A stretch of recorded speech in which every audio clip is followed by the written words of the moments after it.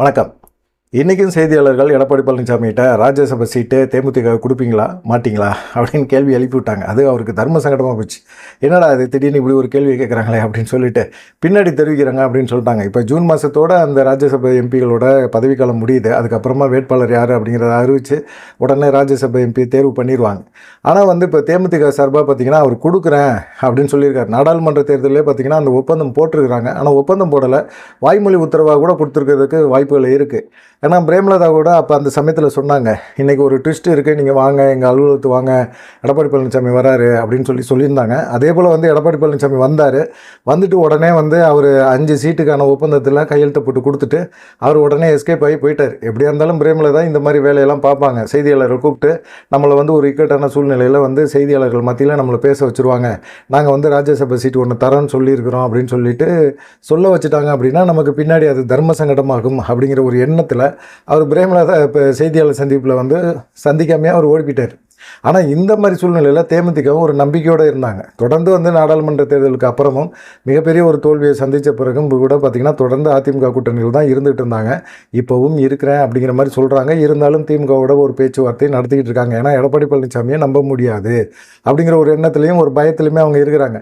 ராஜ்யசபா சீட்டு கொடுப்பாரா மாட்டாரா அப்படிங்கிறது சுதீஷ் ஒரு இதில் கூட சமீபத்தில் ஒரு செய்தியாளர் சந்திப்பில் கூட பேசும்போது சொன்னார், எங்களுக்கு நாடாளுமன்ற தேர்தலில் அதிமுகவோட நாங்கள் கூட்டணி வைக்கும்போது ராஜ்யசபா சீட்டு தொடர்பாக நாங்கள் ஒரு பேச்சுவார்த்தை நடத்தினோம். அது எடப்பாடி பழனிசாமி ஒத்துக்கிட்டாரு, கொடுக்குறேன்னு சொன்னார். ஆனால் கொடுக்குறாரா இல்லையாங்கிறத பொறுத்து தான் பார்க்க முடியும்.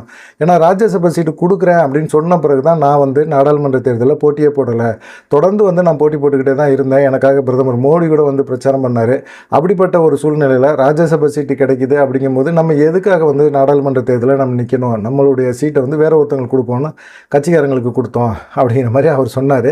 சரி, இவங்கெல்லாம் சொல்கிறதெல்லாம் பார்த்தோம்னா பிரேமலதா சொல்கிறதையும் சுதீஷ் சொல்கிறதையும் எல்லாத்தையுமே ஒத்து பார்த்தோம்னா ஏதோ எடப்பாடி பழனிசாமி சொல்லியிருக்கிறாரு அப்படிங்கிறது தெரியுது. ஏதோ உத்தரவாதம் கொடுத்துருக்கிறாரு, ஒப்பந்தத்தில் கையெழுத்து போட்டாராங்கிறதெல்லாம் தெரியாது.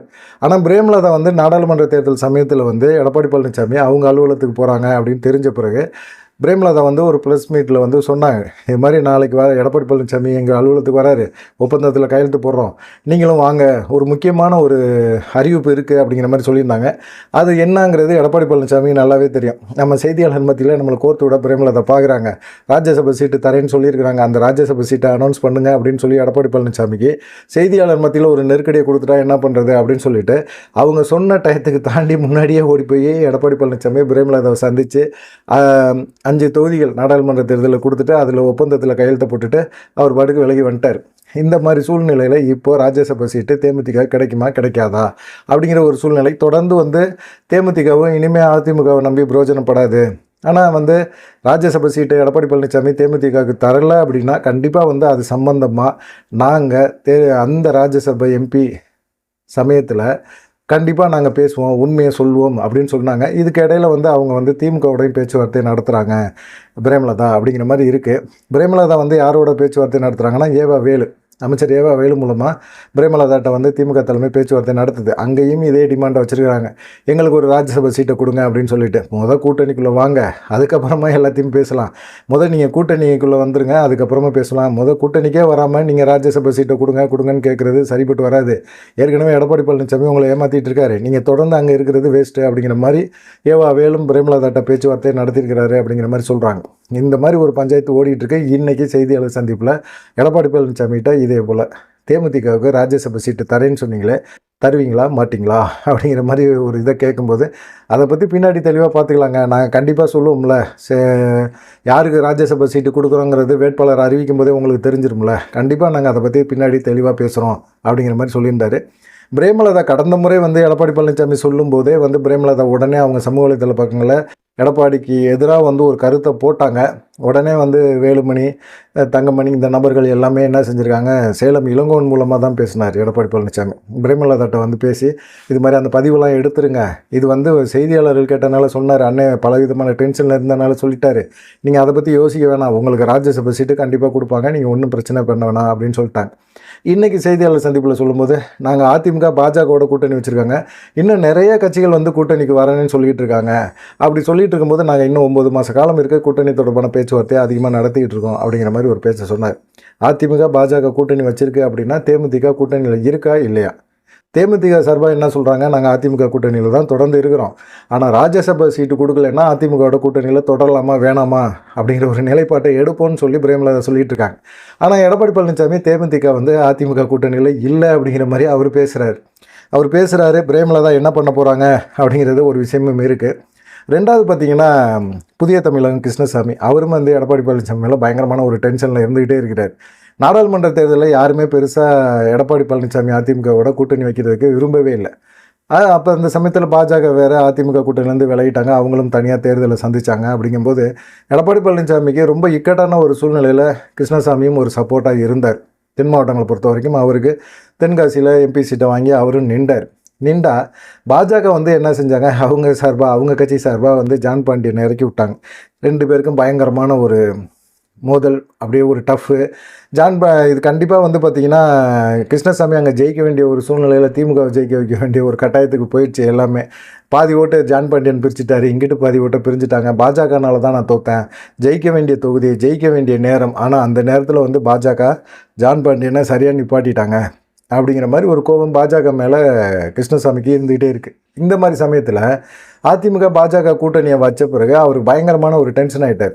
கூட்டணி கட்சிகளோட ஆலோசனை பண்ணாமல் எப்படி வந்து எடப்பாடி பழனிசாமி பாஜகவோட கூட்டணி வைக்கலாம்? எங்களுக்கு பாஜக வந்து மிகப்பெரிய ஒரு துரோகத்தை பண்ணியிருக்குல்ல, தென்காசியில் என்னை ஜெயிக்க விடாமல் பண்ணிட்டாங்கல்ல, அப்போ அவங்களோட கூட்டணி வைக்கும்போது நாங்கள் யாருமே கூட்டணி வைக்கல அப்படிங்கும்போது உங்கள் கூட நாங்கள் கூட்டணியில் இருந்தோம்ல, அப்போ எங்கள்கிட்ட நீங்கள் ஆலோசனை பண்ணியிருக்கணும்ல அப்படின்னு கிருஷ்ணசாமி ஒரு நியாயமான கோரிக்கை வைக்கிறார். அவர் எங்கே அதிமுக பாஜக கூட்டணியை அவர் என்ன எடப்பாடி பழனிசாமி முடிவெடுத்தா பண்ணார்? அமித்ஷா முடிவெடுத்து எடப்பாடி பழனிசாமி வர சொல்லி ஓகே பண்ணிட்டு போயிட்டார். எடப்பாடி பழனிசாமிக்கு அந்த கூட்டணிக்கு சம்மந்தமே கிடையாது. எடப்பாடி பழனிசாமி என்ன பண்ணாலும் அதிமுக பாஜக கூட்டணியை உருவாக்கணும்னு அமித்ஷா முடிவு பண்ணிட்டார். அதனால் எடப்பாடி பழனிசாமி கட்சிக்காரங்க யார்கிட்டையாவது ஆலோசனை பண்ணியிருக்கிறாரா? முக்கியமான நிர்வாகிகள், முன்னாள் அமைச்சர்கள்ட்ட யார்கிட்டையாவது வந்து ஆலோசனை பண்ணி அதிமுக பாஜக கூட்டணியை உருவாக்குனாரா? அப்படிலாம் கிடையாது. இதில் எங்கள் கூட்டணி கட்சியை மதிக்கிறது அப்படிங்கிற மாதிரி ஒரு எண்ணம் இருக்குது. எடப்பாடி பழனிசாமிக்கு எதிராக வந்து இப்போ டாக்டர் கிருஷ்ணசாமியுமே பேச ஆரம்பிச்சிட்டார். வந்து தேமுதிக இப்போ அவங்க கடைசி நம்பிக்கை ஒன்று தான், ராஜ்யசபா சீட்டு கொடுக்கலைன்னா எடப்பாடி பழனிசாமிக்கு எதிராக அவங்க பேச ஆரம்பிப்பாங்க அப்படின்னு தெரியுது. ஆனால் கிருஷ்ணசாமி இப்பயே பேச ஆரம்பிச்சிட்டார். என்னை தோக்கடிச்சாங்க பாஜக, நீங்கள் அவங்களோட கூட்டணி வச்சுருக்கீங்க அப்படிங்கிற மாதிரி ஒரு எண்ணத்தில் இருந்தாங்க. ஆனால் எடப்பாடி பழனிசாமி என்ன நினச்சாருன்னா, நம்ம கூட்டணியை விட்டால் அவங்க திமுக கூட்டணிக்கு தான் போகணும் அப்படிங்கிற ஒரே ஒரு வாய்ப்பு கடந்த தேர்தல் வரைக்கும் இருந்தது.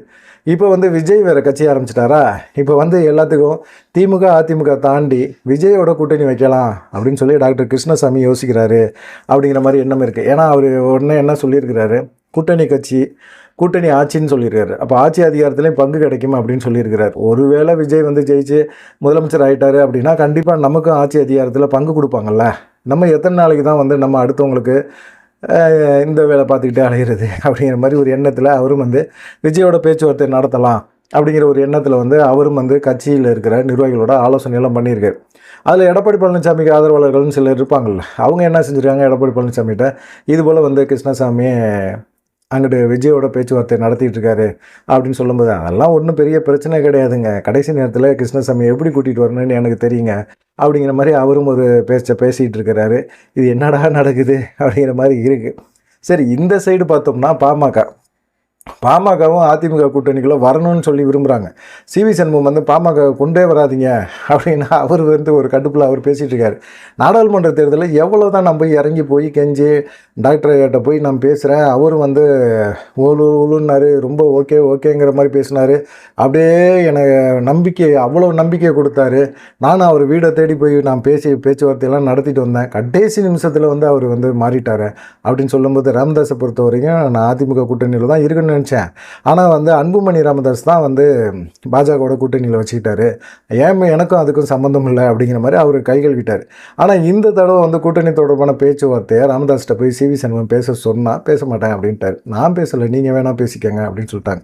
இது வரைக்குமே பார்த்தீங்கன்னா அதிமுகவில் யாருமே பெருசாக வந்து ஒரே ஒரு முறை தைலாபுரத்தில் போய் ஜெயலலிதா கூட ராமதாஸ்கிட்ட பேச்சுவார்த்தை நடத்தினாங்க. அதே போல் வந்து இப்போ எடப்பாடி பழனிசாமியும் தைலாபுரத்தோட்டத்தில் போய் இந்த சித்திரை திருவிழாவெல்லாம் முடிஞ்ச பிறகு அதுக்கப்புறமா அவங்க போய் அங்கே ராமதாஸ்கிட்ட பேச்சுவார்த்தை நடத்தி அதிமுக பாமக கூட்டணியை கொண்டு வரதுக்கு முயற்சி நடக்குது அப்படிங்கிற மாதிரி சொல்கிறாங்க. இது எந்த அளவுக்கு சாத்தியப்படும் அப்படிங்கிறது தெரியல. பார்க்கலாம். ஏன்னா எடப்பாடி பழனிசாமி கூட்டணி கட்சிகளை வந்து பெருசாக வந்து அவர் கண்டுக்கவே இல்லை. இப்போ கூட்டணி கட்சிகள் எல்லாமே வெளியே போயிட்டே இருக்குது. அவர் பாஜகவோட மட்டும்தான் நாங்கள் கூட்டணி வச்சுருக்கோன்னு அழுத்தம் திருத்தமாக சொல்லும்போது, அந்த கூட்டணியில் இருக்கிற தேமுதிக, புதிய தமிழகம் இவங்க எல்லாமே ஒரு அதிருப்தியில் இருந்துகிட்டு தான் இருக்கிறாங்க. இப்படி தொடர்ந்து அதிருப்தியில் இருந்தவங்கள எப்படி சமாளிக்க போகிறாரு, கூட்டணியை எப்படி ஒருங்கிணைக்க போகிறாரு, கட்சியவே ஒருங்கிணைக்க மாட்டேங்கிறாரு. அதில் இது வேற எப்படி கூட்டணியை ஒருங்கிணைக்க போகிறாரு, எல்லாம் பாஜக பார்த்துக்கும், எல்லாம் மேலே இருக்கவங்க பார்த்துக்கும் அப்படிங்கிற மாதிரி எடப்பாடி பழனிசாமி இருந்தால் என்ன தான் பண்ணுறது? நீங்கள் என்ன நினைக்கிறீங்க அப்படின்னு சொல்லி சொல்லுங்கள். தேமுதிகவுக்கு ராஜ்யசபா சீட்டு கொடுப்பாரா மாட்டாரா அப்படிங்கிறத மறக்காமல் கமெண்ட் பண்ணுங்கள். நன்றி, வணக்கம்.